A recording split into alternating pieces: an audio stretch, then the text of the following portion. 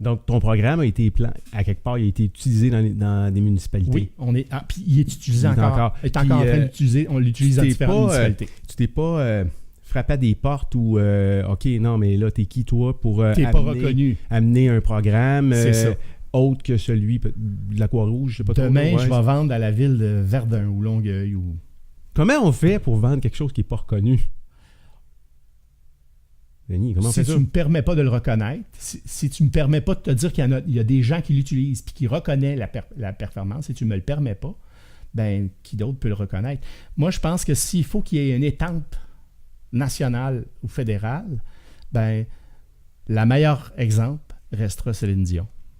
Céline Dion, là, étais-tu quétaine quand tu étais ici et que ça marchait? C'est clair. Pareil. C'est clair. C'est clair. Mais il a fallu qu'elle déménage à Vegas, qu'elle produise, qu'elle devienne une star internationale. Elle a toujours eu le talent, pareil. Il était là avant. Il était là. Il y avait quelque chose. Mais ça marchait pas pour notre culture. Non. Puis aujourd'hui, on est un peu jaloux aussi, hein, Québécois, pas mal. C'est ça. Fait que là, on se ramasse avec une situation où on revient. Est-ce qu'il faudrait que je prenne mon programme puis que je l'amène en France? Je suis certain que ça ferait une boule de neige. Alors, j'ai une autre petite boîte, OK, qui s'appelle le programme Animaux, le programme Récréo, qui est la suite de ça qu'on a écrit. L'avantage du programme Animaux, c'est que c'est un programme où on enseigne aux parents comment manipuler les enfants. Je pourrais t'en parler, je suis un passionné de ça. Je l'ai écrit avec les gens qui étaient sur place. On l'a conçu, c'est le plus beau au monde et il est prêt à distribuer. Je prends le programme de l'élève, on a fait la même chose. On a dit, qu'est-ce qui manque? On veut former des sauveteurs. On veut d'abord que les gens soient des sauveteurs avant d'être des enseignants.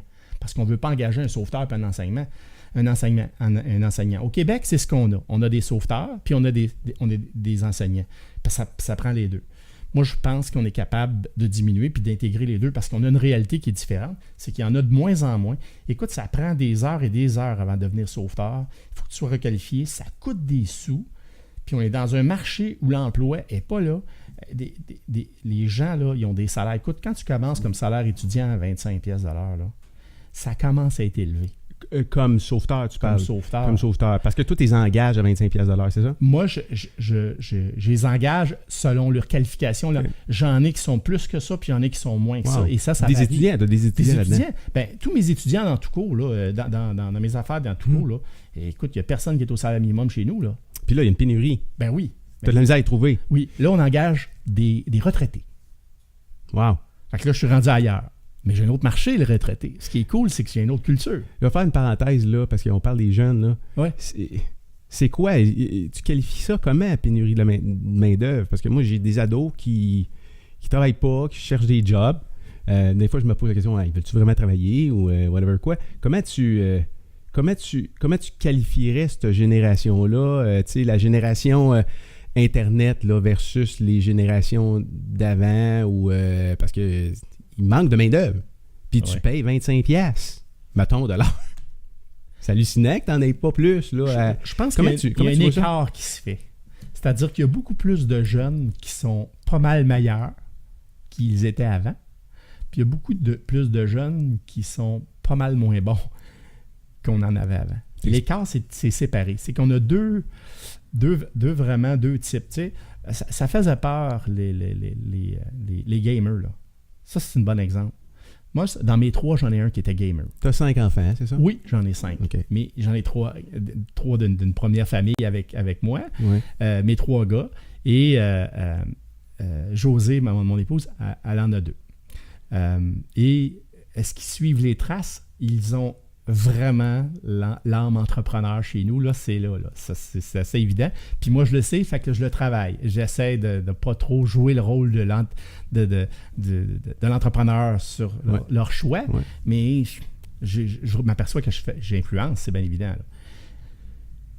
William, qui est pas le mouton noir, mais l'enfant le plus difficile chez nous, difficile, ça veut dire quoi difficile là? Parce que il sait pas ce qu'il veut, il étudie, mais il change de branche.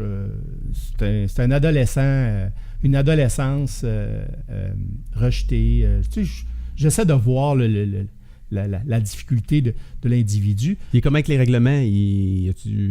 T'as-tu des rebelles dans ta famille? Dans tes enfants, là, dans la famille, as-tu des petits rebelles ou Quand tu dis difficile, c'est tout ça, là? Non, non. Dans tes enfants, non? Jamais. C'est plus qu'ils cherchent, là. Ah non, moi, j'ai été bien plus rebelle qu'eux autres. Okay. Mais ils cherchent, entre autres, lui, il se cherche. Il se cherche. Il est dans une période difficile, puis tout ce qu'il aime, c'est gamer. Là, tu as une discussion avec lui, puis tu t'essayes de dire, ben regarde, trouves-tu ça raisonnable? Tu passes 25 heures devant ton petit jeu, là. Peut-être que tu pourrais faire autre chose. 25 heures straight, là. Ouais, ben c'est continu, puis c'est toujours son jeu. Et dans les discussions, tu t'aperçois, c'est qu'à un moment donné, tu dis, ben, on va contrôler. Tu essaies de mettre des règlements, puis tu dis, ben, regarde, si tu veux tant d'heures, il faut que tu fasses tant d'heures d'études, puis ainsi de suite. Cette période difficile-là, pour moi, a été très difficile parce que c'est dans une période de divorce, dans un premier mariage. C'est une période de séparation. Il se passe comme un an là, où les enfants se promènent. T'as-tu ta nouvelle conjointe dans ta vie à ce moment-là? Non. Non, fait que t'es seul. Là, je suis seul. Okay. Puis là, les enfants, la nouvelle conjointe arrive, puis les enfants, ben, t'es pas ma mère, hein, on connaît tout ça. Tout le monde, moi, j'ai vécu les mêmes affaires, les mêmes choses. Par contre, ce qui a été le plus difficile, c'est les enfants, c'était merveilleux. Le contact entre ses enfants et le mien, c'était cool parce qu'il y avait des belles différences d'âge, puis ça a réuni la famille. J'ai eu des petits secrets. Je pense qu'il y en a eu. Et moi, j'arrivais dans une famille où c'était vivre et laisser vivre, tout assez relax, puis on était capable de vivre dans le désordre. Et j'arrive avec une nouvelle femme qui est, oublie ça, là, tout est droite, là. Puis il faut que tout soit droite. Fait que les enfants ne pouvaient pas sortir de la chambre si le lit n'était pas fait. Une comptable? José. Qu'est-ce qu'elle fait? Oui, t'es en comptabilité. Elle fait en comptabilité. Oui, t'es en comptabilité. Là, je généralise, là, mais non, en fait, il y a des profils. Parce qu'elle est devenue mais elle fait bien ça, la comptabilité. Okay. Fait que ça a été ça. Mais comme on a deux cultures différentes, ben il a fallu il y a eu beaucoup... Des cultures, tu parles de valeurs familiales qui vous ont été inculquées. Là, ouais. Sauf que tu es à la table, là. Puis un des premiers secrets, c'est qu'on s'était dit à un moment donné, on va régler ça. On va identifier c'est quoi nos plus grandes fiertés de la journée. En famille, là. En famille. Notre espèce de prière. Parce qu'il faut savoir que moi, je viens d'une formation qui vient d'un centre communautaire de loisirs qui était géré par des religieux de Saint-Vincent-de-Paul. Je n'ai pas été religieux, loin de là. Puis ils ont tout essayé, ça n'a pas marché. Vraiment, là, ça ne marchait pas. Et j'avais 2 réflexions par jour, plus une prière au travail. Eux autres, les pauses, c'était pas des pauses, c'est on va prier. Fait que c'était assez particulier comme environnement. Puis quand tu vas voir ton boss, puis tu lui expliques un problème, puis il dit « Demande à Jésus de t'aider ». Et là, c'était un peu difficile. Puis c'était un peu difficile parce que... réponds pas. Puis j'étais rebelle. Là. Fait que j'étais pas dans ce monde-là, pas en tout, là, vraiment pas. Mais j'étais un des patrons. Puis il fallait que je suive tous les autres patrons qui étaient tous des religieux. Fait que je vivais là-dedans, puis je faisais la part des choses. J'ai retenu certaines valeurs. Et celle de...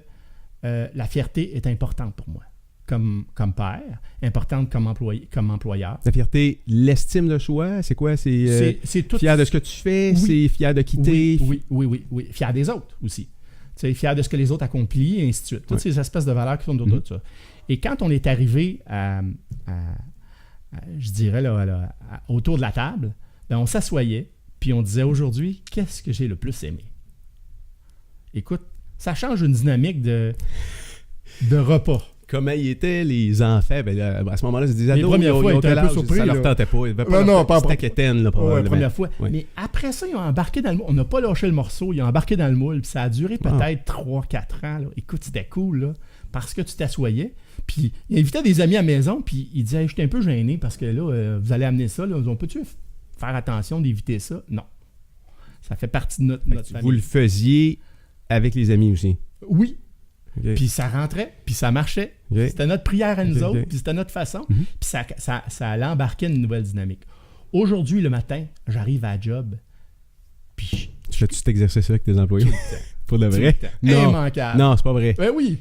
Wow. J'arrive, puis je le fais naturellement. Attends un peu, tu t'assois avec tes employés, puis qu'est-ce que vous avez aimé de votre job hier, c'est ça? Ouais. Qu'est-ce que vous avez aimé? Non. Qu'est-ce que tu as aimé aujourd'hui? Ou qu'est-ce que tu as fait hier soir? Je reviens encore à... Commence par me dire que tu es de bonne humeur. C'est comme un peu la danse de motivation du Walmart le matin. Là. Ça fait partie de la culture chez vous. L'importance de l'accueil. Tu sais. Moi, là, quand on m'accueille en me disant « Hey, ça marche pas. » Attends un peu, là. La première chose que je dis, c'est « Oublie ça, tu me parles, je fais partie de la solution. Je fais pas partie du problème, moi.